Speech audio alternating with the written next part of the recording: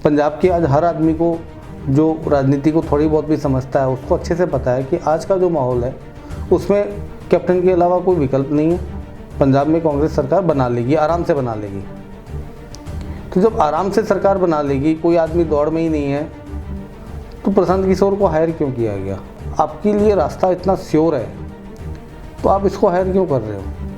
आपकी ऐसी मजबूरी क्या है जिससे प्रशांत किशोर के ऊपर तो ठप्पा लगा हुआ है कि यार ये आदमी है ही भाजपा का एजेंट। तो 2014 में जब ब्रांड बन के खड़े हुए थे तो यही तो बोला गया था ना कि भाई वो चाणक्य हैं, उनकी वजह से भाजपा जीती है। तो जब उनकी वजह से भाजपा जीती है तो भाजपा ने उनको कुछ पैसा तो दिया होगा ना। किधर है पैसा? भाजपा के अकाउंट्स बुक तो कहती नहीं है कि उन्होंने प्रशांत किशोर को 1 रुपया दिया। तो बीजेपी ने जो पैसा दिया वो सारा का सारा विदेशी कंपनीज को पैसा दिया। प्रशांत किशोर को यदि कोई पैसा मिला है तो विदेशी कंपनीज से पैसा मिला है, न कि भाजपा से पैसा मिला है। प्रशांत किशोर जो है वो केवल एक मुखौटा है, मोहरा है, वो कोई चाणक्य वाणक्य नहीं है। Prashant Kishor was a employee of APCO. तो अर्लियर प्रशांत किशोर जब बिहार से पढ़ लिख के निकले तो वो अफ्रीकन कंट्रीज़ में एप्को के बिहाफ पे एक इलेक्शन कैंपेन कर रहे थे। तो जब एप्को को as a PR agency hire किया गया तब गुजरात गवर्नमेंट के अकाउंट से एप्को को हर महीने $25,000 की पेमेंट होती थी गुजरात गवर्नमेंट के अकाउंट से। प्रशांत किशोर को पैसे किसने दिए? या तो उनको ब्लैक में पैसे दिए। अब उनको ब्लैक में पैसा किसने दिया? अब आप कहते हो जी कि भाजपा ने 2014 में नरेंद्र मोदी की जीत के पीछे प्रशांत किशोर थे। तो 2014 में जो बीजेपी का जो अकाउंट्स है, बीजेपी के अकाउंट्स मैंने उठा करके देखें जो उन्होंने इनकम टैक्स में सबमिट किए, जो उन्होंने इलेक्शन कमीशन में सबमिट किया, तो बीजेपी का जो अकाउंट्स बुक है, बीजेपी की अकाउंट्स बुक कहती ही नहीं है कि हमने प्रशांत किशोर को 1 रुपया दिया। तो जब बीजेपी की अकाउंट्स बुक में ही नाम नहीं है कि हमने प्रशांत किशोर को 1 रुपया दिया, तो प्रशांत किशोर ने कैसे बीजेपी का 2014 का चुनाव कैंपेन किया और कैसे बीजेपी की चुनाव जीत गई, वो किस बात की चाणक्य है?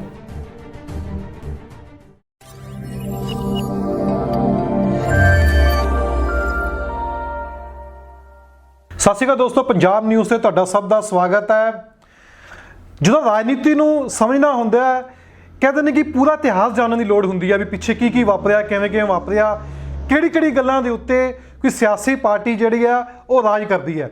ਮੇਰੇ ਕੋਲ ਇੱਕ ਕਿਤਾਬ ਮੌਜੂਦ ਹੈ ਜੀਓਪੋਲਿਟਿਕਸ, ਜੋ ਕਿ ਨਵਨੀਤ ਚਤੁਰਵੇਦੀ ਜੀ ਨੇ ਲਿਖੀ ਹੈ।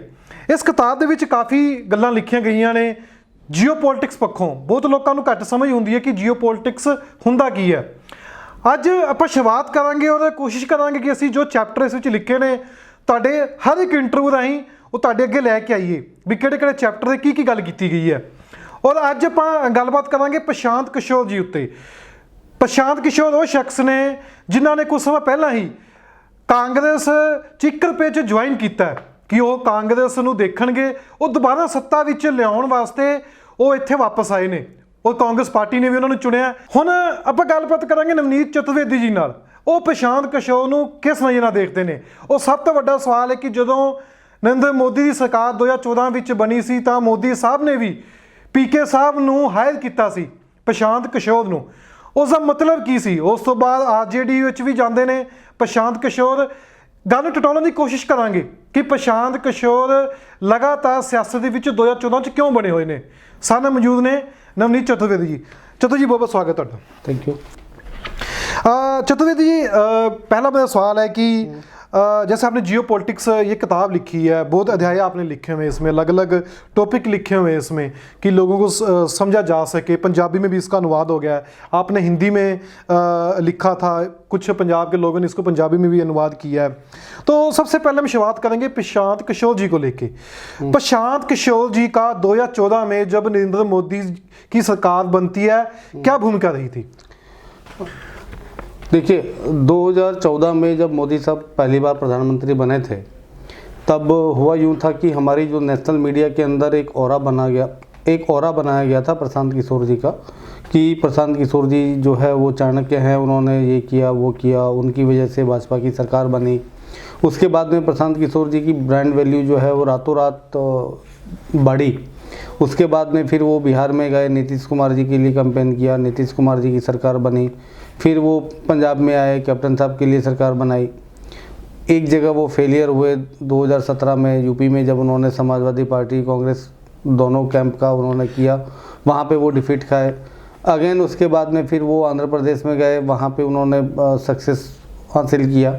अभी वो बंगाल में ममता जी के साथ में कर रहे हैं, और बंगाल का रिजल्ट क्या आएगा वो 2 मई को हम सबके सामने आएगा। मेरा ये मानना है, मैंने कुछ डॉक्यूमेंट्री एविडेंसेस के बिहाफ पे और कुछ लॉजिकल इक्वेशंस के बिहाफ पे सन 2018 के अंदर, आज से 3 साल पहले, मैंने लगातार पूरे देश में सितंबर अक्टूबर 2018 के अंदर पूरे देश में 8 जगह मैंने घूम करके मैंने ओपन प्रेस कॉन्फ्रेंस किया था। और उस प्रेस कॉन्फ्रेंस में मैंने ये बताया था कि 2014 में मोदी साहब की जो जीत हुई है वो फॉरेन एजेंसीज़ की मदद से हुई है। फॉरेन एजेंसीज़ मतलब अमेरिकन एजेंसीज़ में CIA हो गया, इजराइल एजेंसीज़ में मोसाद हो गए। तो CIA, मोसाद और UK की एजेंसीज़ की मिली भगत से, इनकी मिली जुली प्लानिंग की मदद से मोदी साहब सत्ता में आए हैं, नंबर 1। नंबर 2, प्रशांत किशोर जो है वो केवल एक मुखौटा है, मोहरा है, वो कोई चाणक्य वाणक्य नहीं है।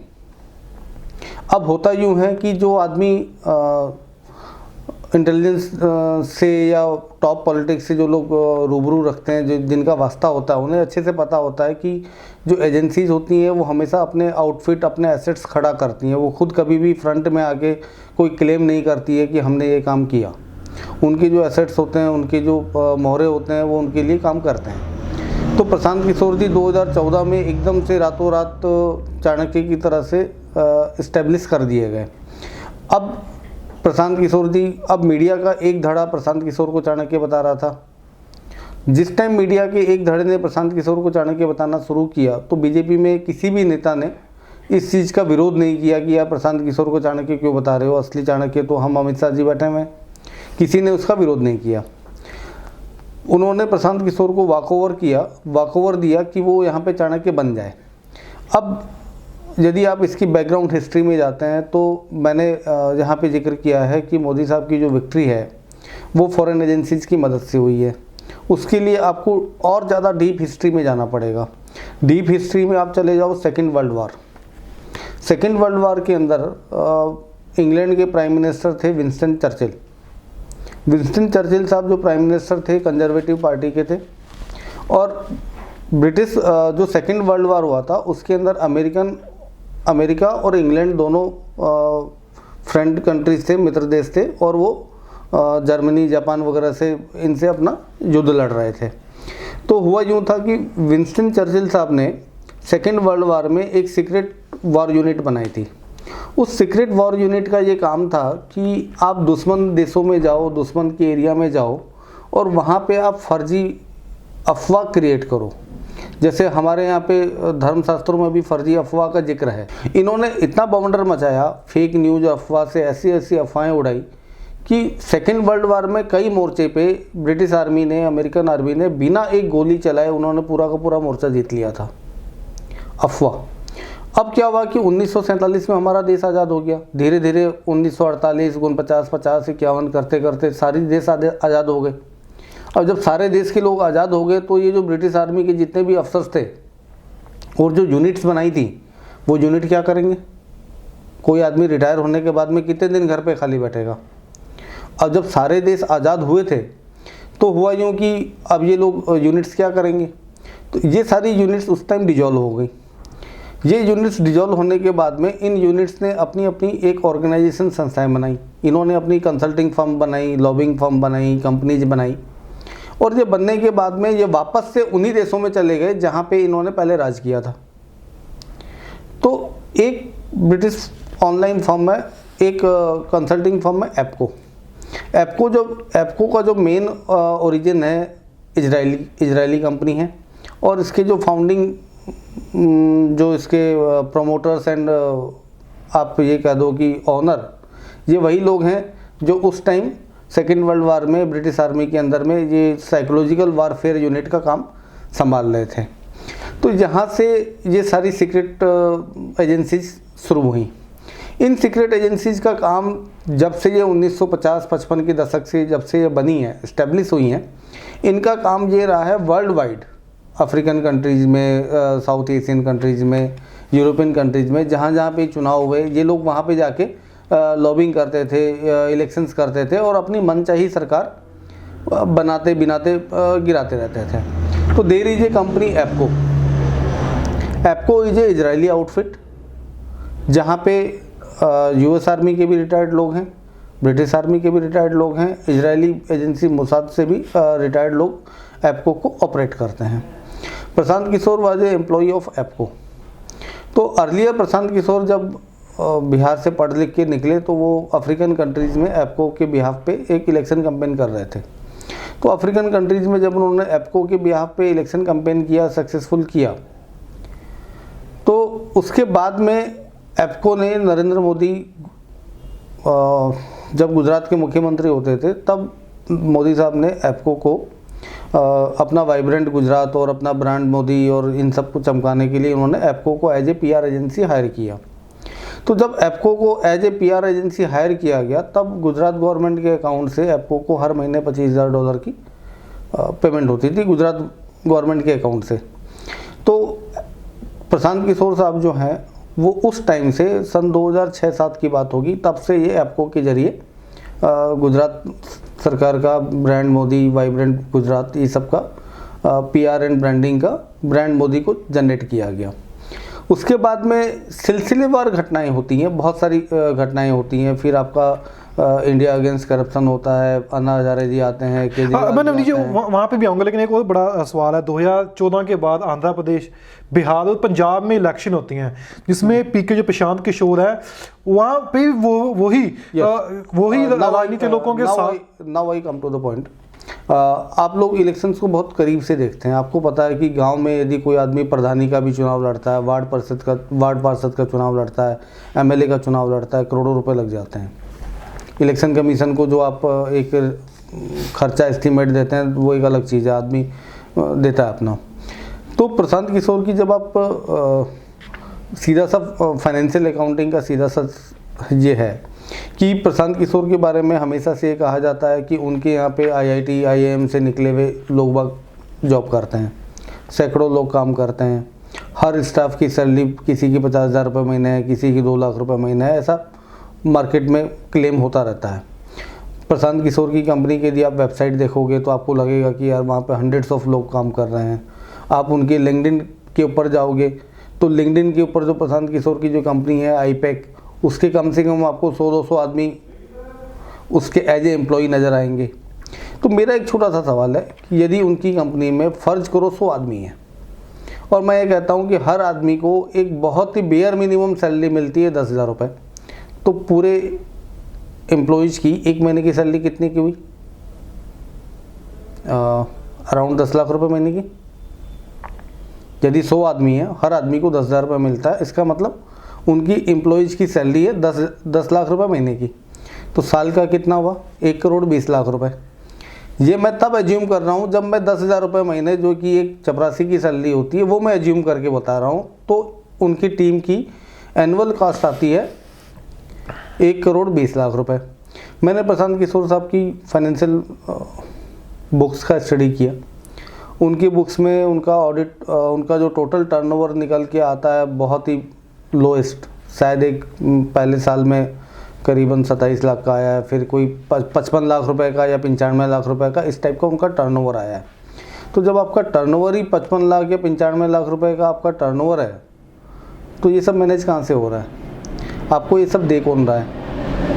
आपका जो इतना लंबा चौड़ा, फिर हमेशा मेन स्ट्रीम मीडिया के अंदर ये कि र्यूमर आता है कि प्रशांत किशोर साहब जो है 200 करोड़ लेते हैं जी, कोई बोलता है 500 करोड़ लेते हैं, कोई बोलता है 1000 करोड़ लेते हैं, पता नहीं भगवान जाने कितने लेते हैं। लेकिन मेन स्ट्रीम मीडिया में और पॉलिटिकल जब भी हम चर्चा करते हैं गली मोहल्लों में तो चौराहे पे यही एक फिगर आता है कि जी प्रशांत किशोर साहब 200 करोड़ लेते हैं, 400 करोड़ लेते हैं, 1000 करोड़ लेते हैं।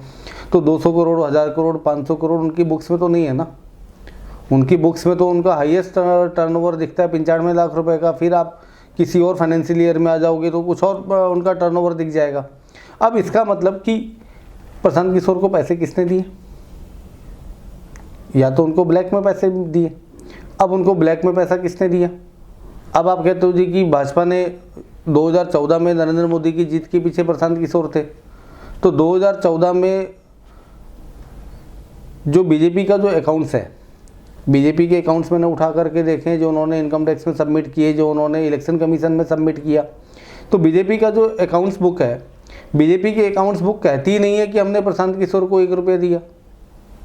तो जब बीजेपी की अकाउंट्स बुक में ही नाम नहीं है कि हमने प्रशांत किशोर को 1 रुपया दिया, तो प्रशांत किशोर ने कैसे बीजेपी का 2014 का चुनाव कैंपेन किया और कैसे बीजेपी जी चुनाव जीत गई, वो किस बात की चाणक्य है? आप मेरी बात समझ रहे होंगे शायद, कि यदि आप बोलते हैं कि आप फलानी कंपनी में जॉब करते हैं जी, तो फलानी कंपनी आपको सैलरी तो देती होगी, वो सैलरी आपके अकाउंट में आएगी, तो कंपनी के अकाउंट से सैलरी जाएगी भी। नहीं, बाकी स्टेट में भी उनको दिए कि नहीं? आप तो 2014 की बात कर रहे हो, बाकी जगह भी इलेक्शन हुए हैं। सबसे पहले उस पर आता हूँ, जो पहला नैरेटिव बनाया था, प्रशांत किशोर क्या थे, 2014 में एकदम से ब्रांड बन के खड़े हुए थे। तो 2014 में जब ब्रांड बन के खड़े हुए थे, तो यही तो बोला गया था ना कि भाई वो चाणक्य हैं, उनकी वजह से भाजपा जीती है।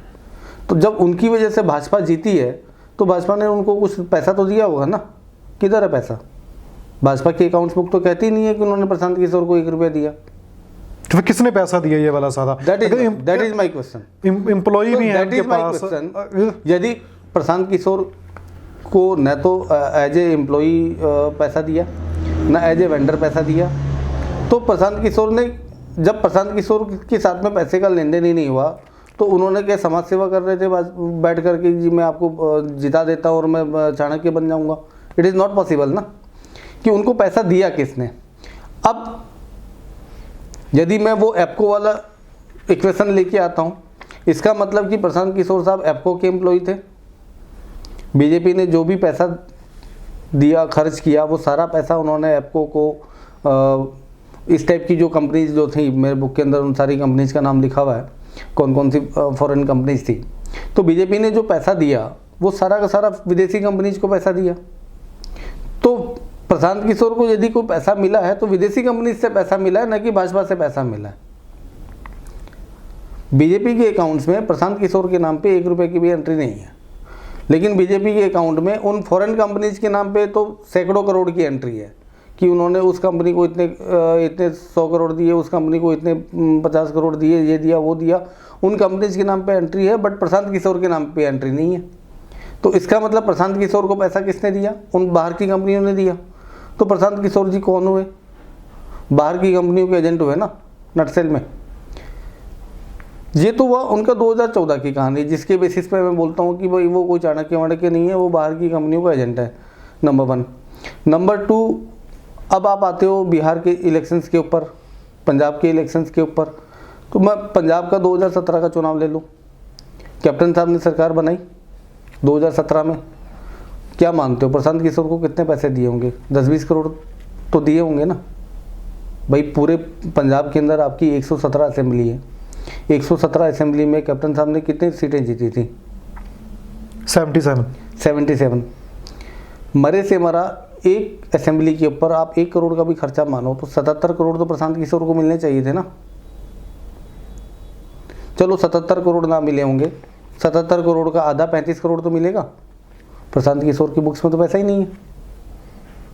ये आप किस बिहार पे बोल रहे हैं? ये सारी चीजें जो आपने मैं ये चीज़ें बोल रहा हूँ, मैं ये चीज़ें हमेशा फाइनेंशियल बुक्स के हिसाब से बोलता हूँ, जो उनकी कंपनी। आपके पास रिकॉर्ड है इन चीज़ों का सारा? मेरे पास में रिकॉर्ड होता है। अगर कल आपको प्रशांत किशोर चैलेंज करते हैं, मेरे रिकॉर्ड दिखा पाओगे आप? मेरे पास में 2018 से मैं लगातार 2018 के अंदर मैंने 1 महीने में 8 बार ओपन प्रेस कॉन्फ्रेंस की थी। और ओपन प्रेस कॉन्फ्रेंस के अंदर में आप यदि यूट्यूब पे जाओगे, नवनीत चतुर्वेदी यूट्यूब पर, नवनीत चतुर्वेदी एंड प्रशांत किशोर यूट्यूब पर आप सर्च करोगे, मेरे आपको कई सारे वीडियोस मिलेंगे जिसमें मैंने विद डॉक्यूमेंट्स मैंने वो सारी चीज़ें मीडिया में फ्लोट करी थी। तो उसका नतीजा ये होता था कि उनकी PR एजेंसीज़ के लोग आ जाते थे कि यार ये खबर को मीडिया से ब्लैकआउट कर दो, ये कहीं ANI में छप ना जाए, ये कहीं ANI वाले रिलीज़ ना कर ले, PTI में कहीं छप ना जाए। तो वो लोग मीडिया ब्लैकआउट कर देते इस चीज़ को। उनके पास में इस चीज़ का कोई तोड़ नहीं है। यदि वो आते हैं, कोई मेरे से सवाल जवाब करता है, मैं सबका हार्दिक स्वागत करता हूँ, आओ बहस करो मेरे से। आपके पास सारे प्रूफ है? मेरे पास में सारे प्रूफ है। मैं पिछले 3 साल से इन सारी चीज़ों को पब्लिक डोमेन में रखता आया हूँ कि पैसा किधर है, पैसे का लेन देन कहाँ हुआ, किसने किया। तो जब पैसे का लेन देन ही नहीं हुआ तो किस बात की चाणक्य? आपको किसने हायर किया? रिसेंटली की बात करो अभी आप बोलते हैं कि आंध्र प्रदेश में मुख्यमंत्री जगन मोहन रेड्डी साहब ने उनको हायर किया। तो जगन मोहन रेड्डी साहब की अकाउंट्स बुक्स के अकॉर्डिंग प्रशांत किशोर को साहब को करीबन 45 करोड़ समथिंग दिया हुआ है, जो उनकी अकाउंट्स बुक बोलती है। प्रशांत किशोर के अकाउंट में 45 करोड़ दिखता है। अब मैं अगेन वही चीज़ कहता हूँ कि क्या आपने 45 करोड़ में वो कैंपेन आपने कर लिया था? क्योंकि जो टीम स्ट्रेंथ आपके पास में दिख रही है, आप ये लिंक्डइन पे आपकी लोग बाग दावा करते हैं कि आपके यहाँ पे जी IIT IIM से पढ़े हुए लोग हैं, उनको 5-5 लाख रुपए महीने का पैकेज मिल रहा है, किसी को 2 लाख रुपए महीना मिल रहा है, किसी को 1 लाख रुपए महीना मिल रहा है। 45 करोड़ में आप कैसे मैनेज करोगे भाई सब? 2014 के बाद एक और घटना घटती है, प्रशांत किशोर RJD में चले जाते हैं। वो क्या एक पॉलिटिक्स की तरफ से जो एक घटना हुई थी RJD में, जो चले गए वो चले गए थे JDU में। RJD नहीं, नीतीश कुमार की पार्टी में गए थे।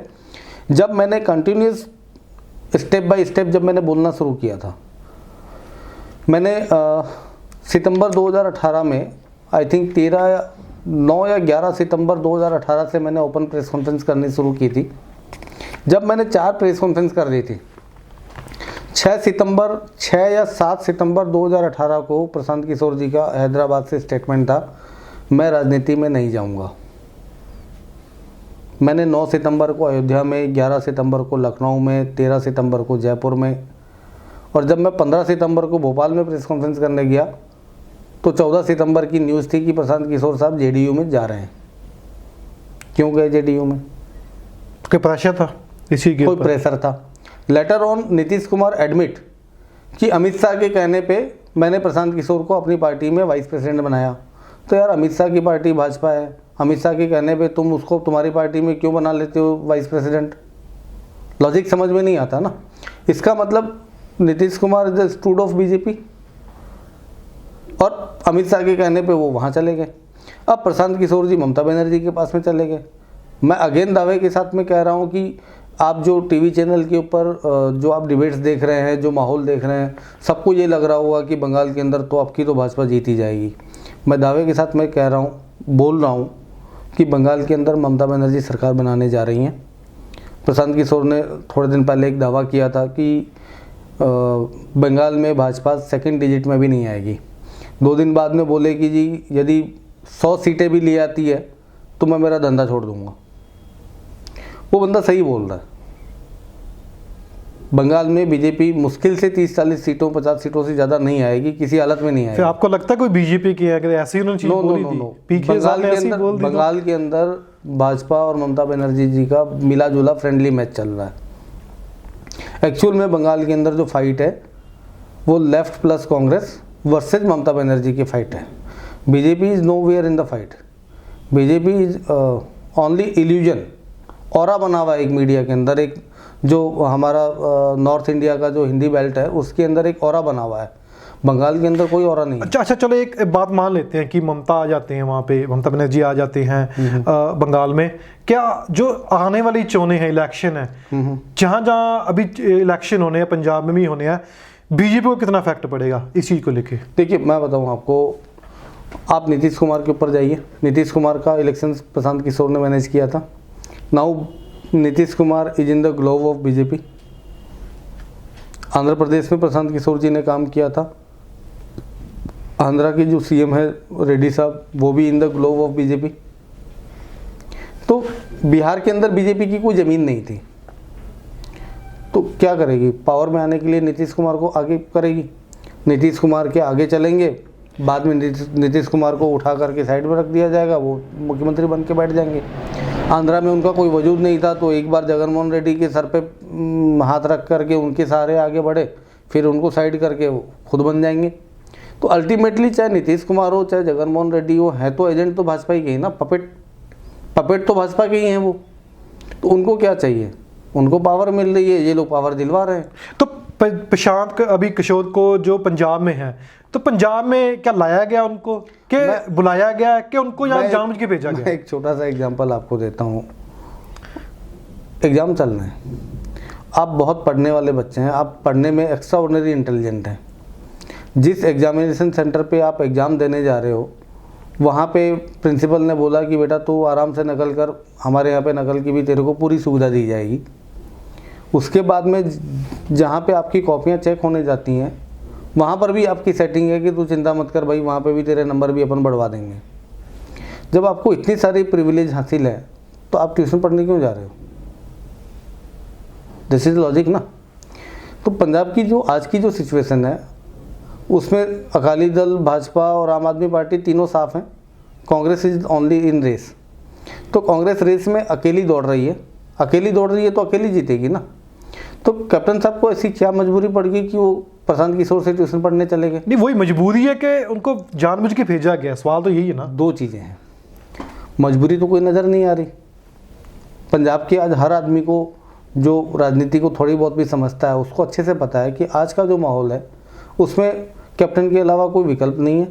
पंजाब में कांग्रेस सरकार बना लेगी, आराम से बना लेगी। तो जब आराम से सरकार बना लेगी, कोई आदमी दौड़ में ही नहीं है, तो प्रशांत किशोर को हायर क्यों किया गया?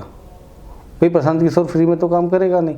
1 रुपये में बात हुई है, ठीक है, बात चाहे 1 रुपये में हुई हो, that is A token money, but पीछे से ब्लैक में तो पैसे लेगा ना, भले अपनी बुक्स में पैसा ना दिखाए, पीछे से तो ब्लैक में तो कुछ ना कुछ लेन देन होगा ही ना।